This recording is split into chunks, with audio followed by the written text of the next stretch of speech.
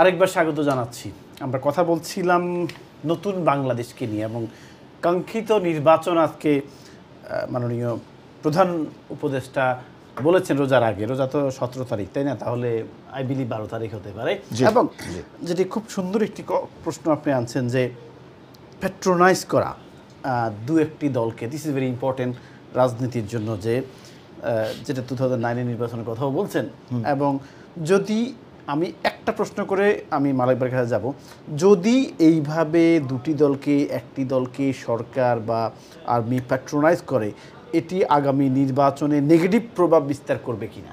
100 বার করবে, 100 বার করবে। কারণ হলো বিএনপির জন্য হুমকি কিনা? বিএনপির জন্য যদি নির্বাচনটা মোটামুটি নিরপেক্ষ হয়, মোটামুটি কোনো নির্বাচন আজ পর্যন্ত টোটাল নিরপেক্ষ হয় নাই, শুধু 91টা যথেষ্ট নিরপেক্ষ ছিল। তো যদি মোটামুটি নিরপেক্ষ হয় তাহলে বিএনপিকে এটা কোনো ধরনের খুব বড় ধরনের কোনো সমস্যায় ফেলবে না। এখন একজন শ্রোতা আমাকে বলছেন, একজন দর্শক এটার উত্তরটা দিয়ে দেয়, উনি বলছেন যে বিএনপি এবং আওয়ামী লীগ দুটোই খারাপ দল। আমি ধরে নিলাম দুটোই খারাপ দল, বিএনপিও ফেরেশতাদের দল না, মানুষের দল তো, এবং বাংলাদেশের মানুষের দল। এখন বিএনপির অল্টারনেটিভ তো নাই, এনসিপি তো এখনও নিবন্ধিত না, এবং এনসিপি যেভাবে বাংলাদেশের মানুষের আশা আকাঙ্ক্ষা তৈরি করেছিল সেখানে তো তারা থাকতে পারে নাই। কেন থাকতে পারে নাই? তারা মার্চ টু বিভিন্ন জায়গায় যাচ্ছে, কোনো অসুবিধা নাই, কিন্তু গোপালগঞ্জে গিয়ে শেখ মুজিবের বিরুদ্ধে মুজিববাদ মুর্দাবাদ বলায় ওখানে ওই দেশের ওখানে তো শিক্ষিত লোক সবাই তো শিক্ষিত না, তারা মনে করছে যে শেখ মুজিবের বিরুদ্ধে স্লোগান দিচ্ছে, একটু পরে গিয়ে মাজার ভাঙবে।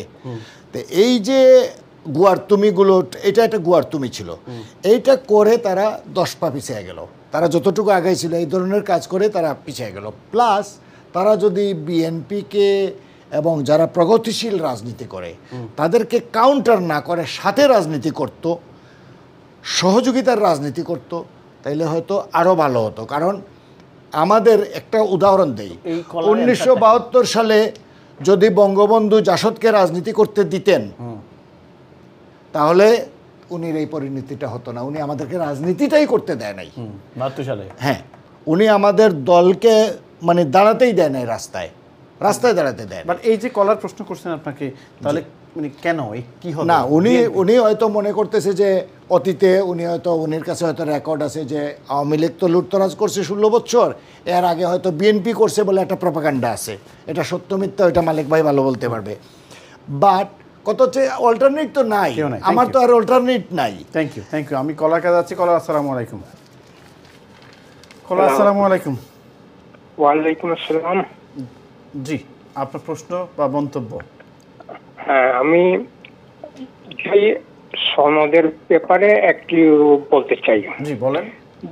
জুলাই সনদ 8 নম্বর ধারায় বলছে যে 7 নভেম্বরের বিপ্লব। কত নম্বর পয়েন্টের কথা বলছেন? হ্যাঁ, 7 নভেম্বরের বিপ্লবটা এসেছে 15 আগস্টের বিপ্লবের হাত ধরে। 15 আগস্টের বিপ্লব না হলে হতো না। 7 নভেম্বর না হলে জিয়াউর রহমান সাহেব আসতেন না, হতো না। কাজেই 15 আগস্টের বিপ্লবকে স্বীকৃতি না দেওয়াটা এটা একটা ব্যর্থতা। 15 আগস্টের বিপ্লবকে স্বীকৃতি না দেওয়া, আপনাকে ধন্যবাদ। এই বিষয়ে আসলে জিনিসটা আমি ওনারা দুজনই একটু রেখে গেলাম, আমি আসবো একটু পরে। আমি আর একজন কলারের সাথে কথা বলবো, তারপর মালিক ভাইয়ের কাছে যাবো। কলার, আসসালামু আলাইকুম। মালিক ভাই, অনেকগুলো প্রশ্নের মধ্যে একটা প্রশ্ন, এই যে জনাব শামীম সাহেব যে কথাটি বলছেন যে সরকার, বর্তমান সরকারের কথায় উনি অন্তর্বর্তীকালীন সরকারের কথায় বলছেন, দুটি বা একটি দলের প্রতি যে একটা স্পেশাল কেয়ার, এই কেয়ার বিএনপির আগামী নির্বাচনের জন্য কোনো হুমকি কিনা? প্রথম হচ্ছে যে এটা এক ধরনের ষড়যন্ত্র বিএনপির বিরুদ্ধে। তো যে বা যারা ষড়যন্ত্র করছে, এটা দেশের মানুষ খুব সচেতন, দেশের মানুষ এটা টের পেয়েছে, যে কারণে দেশের মানুষ সেই ষড়যন্ত্রকারীদেরকে চিহ্নিত করেছে এই জন্য ডক্টর ইউনূস সাহেবও টের পেয়েছে, বাংলাদেশের সেনাবাহিনীও টের পেয়েছে যে এই দেশের স্বাধীনতা একবারে চিরতরে ডিমলিশ হয়ে যাবে এবং এইখানে আরেকটা রাষ্ট্রের সেই প্রভাব আসছে, যে আরেকটা রাষ্ট্রের তাবেদার সেই দিকে যাচ্ছে, আরেকটা বিপ্লব হচ্ছে বাংলাদেশিদের বিরুদ্ধে। আমরা যেটা আমাদের ভারপ্রাপ্ত চেয়ারম্যান সাহেব বলেছেন, আমরা দিল্লিও না পিন্ডিও না, আমরা ঢাকা ঢাকা, তা আমরা ওই ঢাকাই থাকতে চাই।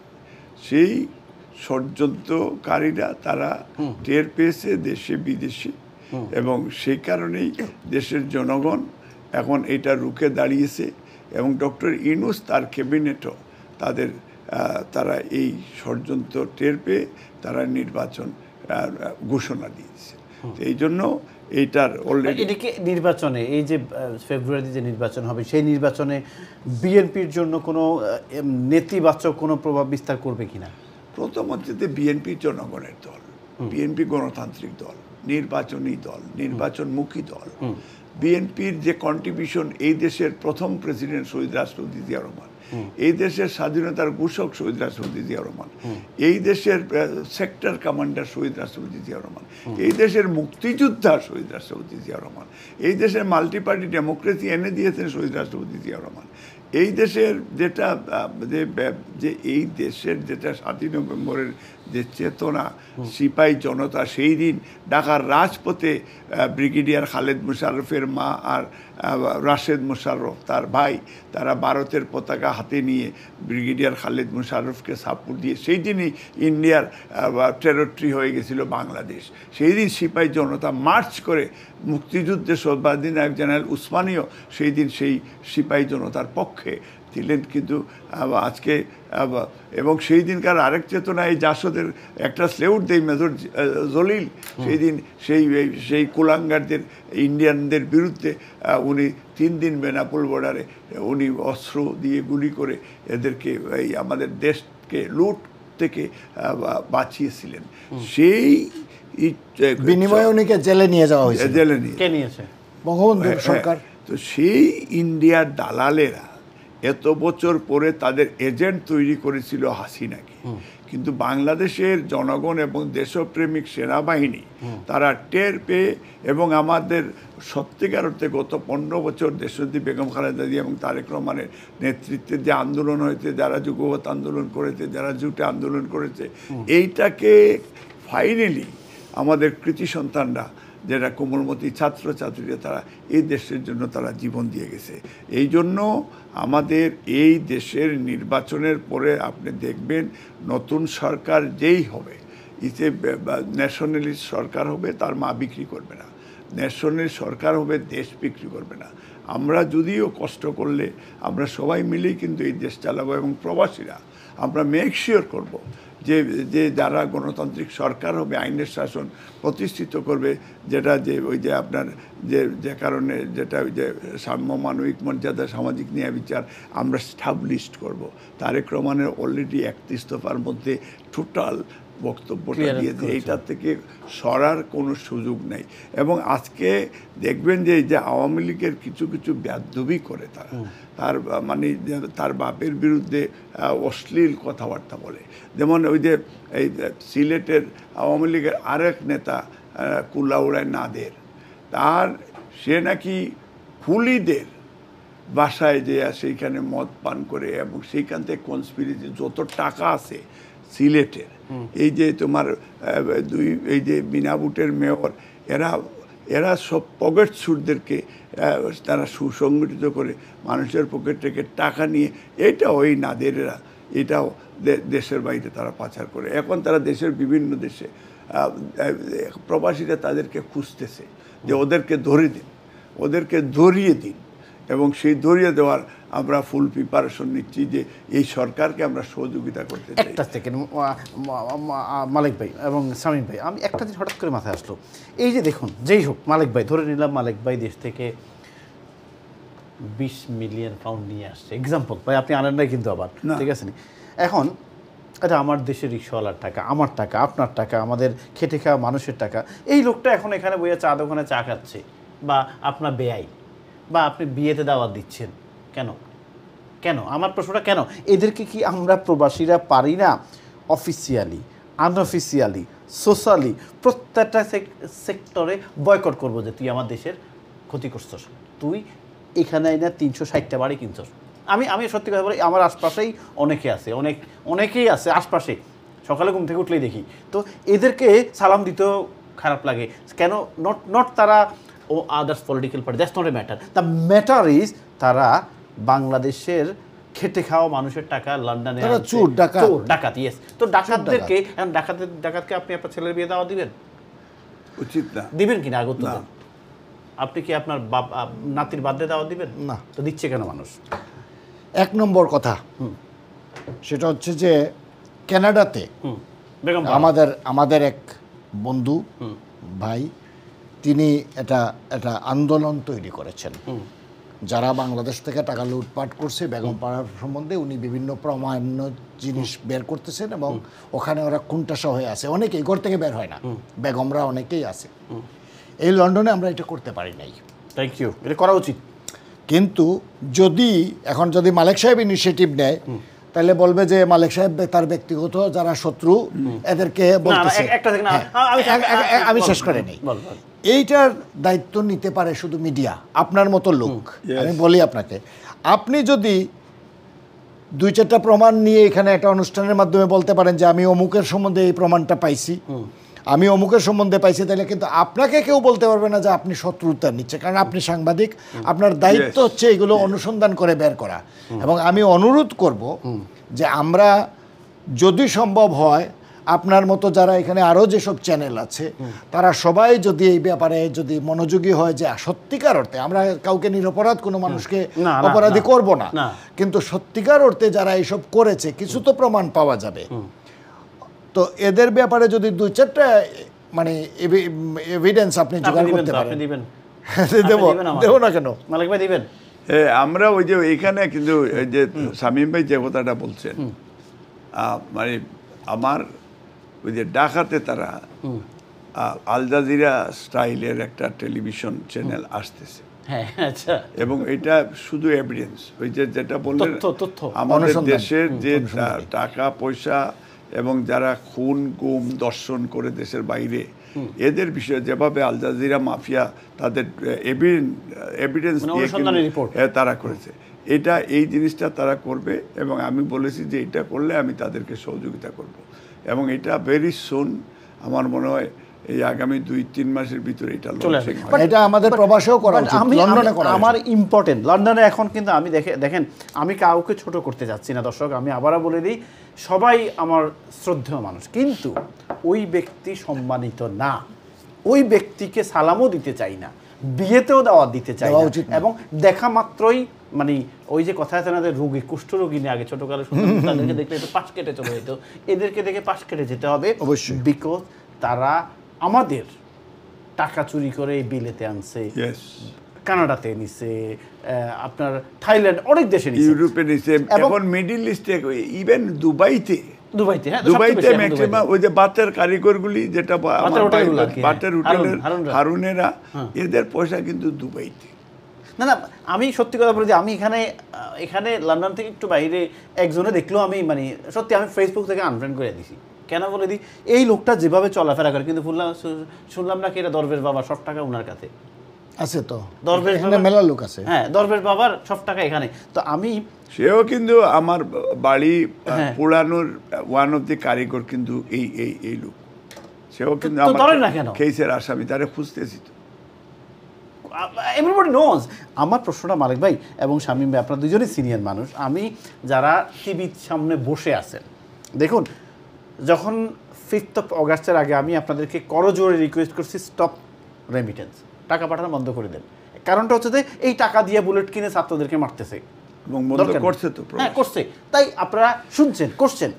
এখন আর একটা স্লোগান, সোশ্যাল অ্যাওয়ারনেস, সামাজিক স্লোগান তৈরি হোক, যে চোর, যে চুরি করে বাংলাদেশ থেকে টাকা এখানে নিয়ে আসছে, তাদেরকে বয়কট, তাদেরকে সামাজিকভাবে থুতু মারুন, Yes. বয়কট করুন, Yes. Straight forward. Correct. দেখবেন, বিশ্বাস করেন, বিএনপি ক্ষমতা যাক, জামাত ক্ষমতা যাক, আওয়ামী লীগ ক্ষমতা যাক, জাসদ যাক, আর কেউ এই ভয়ে আর এই দেশের টাকা বাহিরে আনবে না। না, এবং আমি বিশ্বাস করি মানিক ভাই এই বিষয়ে একটা বিগ রোল প্লে করবে, শামীম ভাই আপনিও। এবং সবচেয়ে বড় কথা, দেখুন আজকে হাই কমিশন একটা কথা বলছে, মনে মালিক ভাই বলছিলেন নাকি রূপাহক বলছে আমি জানি না, যে কথাটি যে আমরা করণীয় কি, ধরেন আমাদের এখানে কতজন এমপি আছে, 600 জন এমপি আছে না দেশের, আমি কি করবো, আপনি কি করবেন, আপনি কি করবেন, আপনি তো আর দেশকে যুদ্ধ করতে পারবেন না। What you can do, write your MP যে দেখো আমি তোমার এলাকার ভোটার, আমার দেশের ছেলেদেরকে গুলি করে মারা হচ্ছে, তুমি পার্লামেন্টে ডিসকাস করো, তুমি ইউনাইটেড নেশনে লিখো, এটা তো আমরা করছি।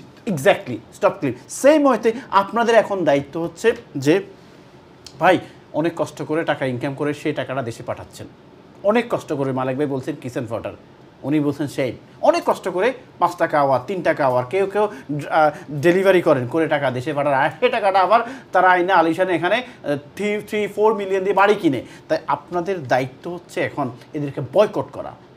প্লিজ এদেরকে বয়কট করুন, দেখবেন বাংলাদেশ থেকে কেউ আর টাকা বাহিরে পাচার করবে না। আমরা শেষ করব, আপনার লাস্ট কমেন্টস কি, লাস্ট স্টেটমেন্ট কি?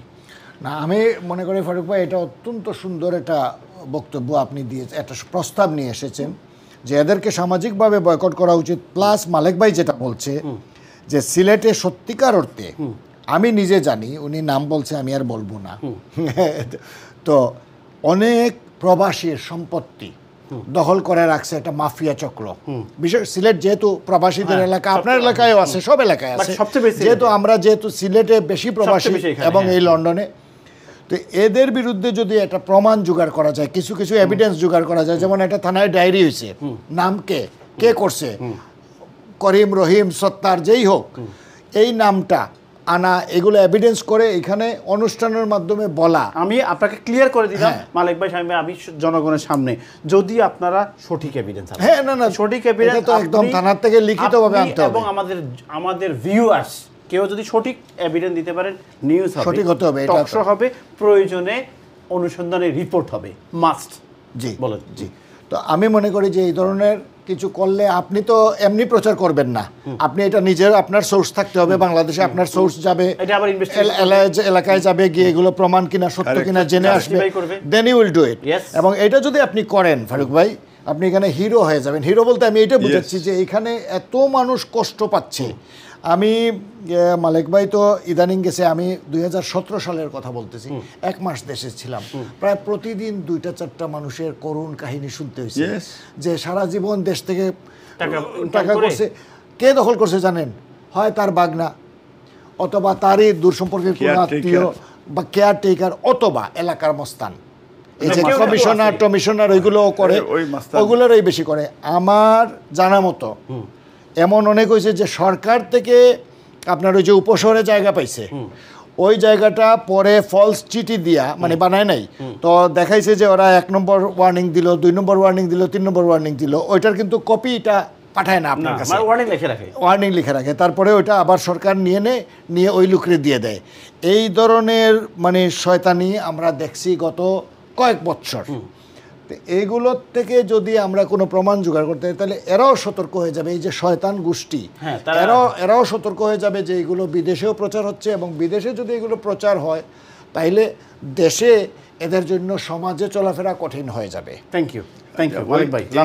এই জিনিসটা যেটা আপনি, এই উদ্যোগটা যদি আপনি নেন, আমাদের কাছে অগণিত ডকুমেন্টেশন আছে। ইভেন বাংলাদেশের এই যে প্রবাসীরা, ধরেন আপনি গেলেন, আপনার বাড়িতে একটা জাননামারি দিল, দিয়া কোর্টে একটা রিট পিটিশন করে দিল অন্যায়ভাবে, মানে সে একটা, এবং এই রিট পিটিশনে আপনার 3 বছর, 4 বছর, 5 বছর পড়ে থাকে। এবং কোনো প্রবাসী বাংলাদেশে গিয়ে সে এই সময় তার কাছে নেই, সারেন্ডার করতে হয়। যে কারণে এখন ওই যে ইভেন আর্মি মাঝখানে একটু দিছিল, এখন আর্মির কাছে এই একটা লোক, আমি আপনাকে এই টেলিভিশনে আইনটা দিতে পারবো, সে মেন্টালি ডিস্টার্ব হয়ে গেছে এই কারণে। বিশ্বাস, এত ভালো মানুষ, সে ইস্ট লন্ডন মসজিদে 5 ওয়াক্ত নামাজ পড়ে, এবং তার হিস্ট্রি আপনি শুনলে চোখের পানি দিয়ে দেবে। এর ওয়াইফ এরা আমার কাছে বলছে, আমি পরে দেখলাম যে গত আওয়ামী লীগের সময় এরা ওদের কাছে খালি লুট করে পয়সা নিছে, বিভিন্নভাবে বলতে তোমার এই গিফট দিতে হবে, অমুকরে গিফট তারা দিতে দিতে একবারে মানে রাস্তায় এইভাবে শত শত, আমি আপনাকে ডকুমেন্টারি এই এভিডেন্স সহ দিব। আর বাংলাদেশের কোর্টকেও আমার মনে হয় যে এই বিষয়টা প্রবাসীদের বেলা একটা কনসিডারেশন, ওয়ান স্টপ সার্ভিস, হ্যাঁ 3 বছরের জায়গায় 3 মাস, এই ধরনের একটা স্পেশাল সার্ভিসের জন্য আপনার এই টেলিভিশন যদি উদ্যোগটা নেয় তাহলে এই বিষয়টা সবচেয়ে ভালো হবে। আরেকটা জিনিস প্রবাসীদের উদ্দেশ্যে এই জিনিসটা বলতে চাই যে ফেব্রুয়ারি মাসে যে নির্বাচন হবে, প্রবাস থেকে আপনারা যারা পারেন এই নির্বাচন নিরপেক্ষ হওয়ার জন্য আপনারা দেশে যাবেন। একটা সেকেন্ড মালিক ভাই, প্রবাসীদের বুটের ব্যবস্থা এখানে কি হলো? আপনি তো হাই কমিশনে যান। হ্যাঁ ওইটা বলতেছি, আমি নিজে আজকেও প্রবাসীদের ভোটাধিকার নিশ্চিত করার জন্য এই সরকার যাতে দেয় আগামী ইলেকশনে, এটার জন্য আমি দেশেও আমি প্রেস কনফারেন্স করেছি, আমি নির্বাচনী কমিশনের সাথে কথা বলেছি, আমার স্ট্যান্ডিং কমিটি ওনারা আমাদেরকে ডেকে দায়িত্ব নিয়ে বলছে যে প্রবাসীদের ভোটাধিকারের জন্য আমাদের মহাসচিব, আমাদের ধরেন নজরুল ইসলাম খান, আমাদের মঈন খান, মানে ফুল স্ট্যান্ডিং কমিটি আমাদের প্রবাসীদের সাথে বসে মেক শিওর করেছেন যে ওনারাও নির্বাচনী কমিশনের কাছে যাতে এইবার আমরা ভোটটা দিতে পারি, দরকার হলে বিদেশ থেকে পোস্টাল ভোট বা এমবেসির মাধ্যমে যদি কেউ না যেতে পারে, এটা আমরা চেষ্টা করতেছি এবং আমার বিশ্বাস এটা বাস্তবায়িত হবে এবং এটা করতে হবে। তবে এক জিনিস আমি বলেছি, এটা আমি স্ট্যান্ডিং কমিটির মিটিংয়ে বলেছি যে সারা পৃথিবীর প্রবাসীরা ভোট দিবে, কিন্তু ইন্ডিয়াতে যারা আছে এরা ভোট দিতে পারবে না, এক্সেপ্ট ইন্ডিয়া। এটার উপরে স্পেশাল একটা এম্বার্কেশন আনতে হবে, বিকজ এরা ফেসিস্টরা এখন ইন্ডিয়াতে ওখান থেকে ষড়যন্ত্র করবে আমাদের দেশের নির্বাচন যাতে ডিস্ট্রাক্টেড হয়। তারা ফলস ভোটার তৈরি করেছে, হয়তো কয়েক লক্ষ কয়েক কোটি ভোটার করে ফেলেছে। এদেরকে মেক শিওর করতে হবে যাতে ইয়ে না হয়। এবং প্রবাসীদেরকে এই কারণে বলবো যে আপনাদের সেই প্রতিনিধি আপনাদের সেইখানে প্রত্যেকটা গ্রামে গ্রামে, কারণ প্রবাসীদের অনেক ইনফ্লুয়েন্স আছে সেখানে, কারণ প্রবাসীরা মানুষের বিপদ আপদে তারা সেই দেশের মানুষকে লুক আফটার করে এবং প্রবাসীরা গেলে মানুষেও সম্মান করে ভালোবাসে। সেই হিসাবে আমাদের যারা প্রবাসীরা আছে মিডল ইস্ট থেকে শুরু করে ইউকে, ইউরোপ, আমেরিকা, যদি সবাই একটু স্পেশাল অ্যাটেনশন দিতে বাংলাদেশে ফ্রি ফেয়ার ইলেকশন হতে পারে এবং তার সাথে সেনাবাহিনীকে মেজর ভূমিকা পালন করতে হবে। যেভাবে জাতিসংঘে আমরা প্রাউডলি বলতে পারি সেনাবাহিনী ভালো কাজ করছে, নিউট্রাল ভূমিকা, এবং এইবার সেনাবাহিনী যদি ইলেকশনটা সেনাবাহিনী থাকলে মেক শিওর যে ফ্রি ফেয়ার ইলেকশন হবে। থ্যাংক ইউ মালিক ভাই, থ্যাংক ইউ শামীম ভাই। প্রিয় দর্শক, আমরা শেষ পর্যায়ে দুটো কথা বলে আমরা শেষ করব। ফার্স্টলি, আজকের অনুষ্ঠানে অনেক আলোচনা, পর্যালোচনা, সমালোচনা সব কিছু হলো, তারপরেও বাংলাদেশ আমাদের, বাংলাদেশকে আমরা ভালোবাসি এবং সব সময় শেষ দিন পর্যন্ত বাংলাদেশের পাশে থাকবো আমরা। আপনাদের কাছে দুটো রিকোয়েস্ট যেটি ইম্পর্টেন্ট, একটি হচ্ছে যে আজকে থেকে প্লিজ আপনারা কোনো ডাকাতকে, চোরকে, যারা বাংলাদেশের টাকা এখানে বেগমপাড়াতে, সিঙ্গাপুর বা আদার্স কান্ট্রিতে, আমেরিকাতে এনেছে, তাদেরকে সমাজে আজকে প্রমিস করেন যে তাদের নাতিনের সাথে আপনার ছেলে মেয়ে বা নাতিনে বিয়ে দিবেন না। ফার্স্ট। সেকেন্ড, তাদেরকে দেখা মাত্রই কেটে যাবেন যে তারা সমাজের ডিসেবল পার্সন, কমিউনিটির ডিসেবল পার্সন। থার্ড হচ্ছে তাদেরকে যেখানে যাবেন চোর হিসেবে অবজ্ঞা করে হেঁটে চলে যাবেন। দেখবেন তারা আর কোনো দিন বাংলাদেশের টাকা বিলেতেও আনবে না, বেগমপাড়াতেও নিবে না, আমার রিক্সাওয়ালার টাকা বাংলাদেশে থেকে যাবে। এক। দুই হচ্ছে যে যেটা মালিক ভাই এবং শামীম ভাই রিকোয়েস্ট করলেন যে আমাদের কালকে নিউজ টিম এবং প্রোগ্রাম টিমের সাথে আমি ডিসকাস করব যে যদি আপনারা কোনো অথেন্টিক এভিডেন্স পেয়ে থাকেন যে আপনাদের জায়গা জমি দখল করা হয়েছে, অথবা এখানে একজন চোর বসে আছে এবং চোরের এভিডেন্স আছে আপনার কাছে, ভাই আমি কাউকে উইদাউট এভিডেন্স চোর বলতে পারি না, তাহলে আপনি দেবেন, আমরা এটা ইনভেস্টিগেশন করব এবং সেটা হোক নিউজে, হোক ডকুমেন্টারিতে, হোক টকশোতে আমরা প্রচার করব। বিকজ এরা দেশের শত্রু, এরা বাংলাদেশের শত্রু, এরা জনগণের শত্রু। এই শত্রুদের মুখোশ উন্মোচন করা আমাদের সকলের দায়িত্ব। ইফ ইউ থিঙ্ক আপনি চোর না, ইফ ইউ থিঙ্ক আপনি বাংলাদেশকে ভালোবাসেন, তাহলে আগামী কালকে থেকে এই দুটো কাজ করবেন। আপনার সন্তানকে, আপনার গ্র্যান্ডসানকে, গ্র্যান্ডডটারকে ওই চোর বাটপারদের কোনো আত্মীয় স্বজনের সাথে, কোনো ব্লাডের সাথে বিয়ে দিবেন না। আগামী অনুষ্ঠান দেখার আমন্ত্রণ জানিয়ে আজকের মতো বিদায় নিচ্ছি। আল্লাহ হাফেজ।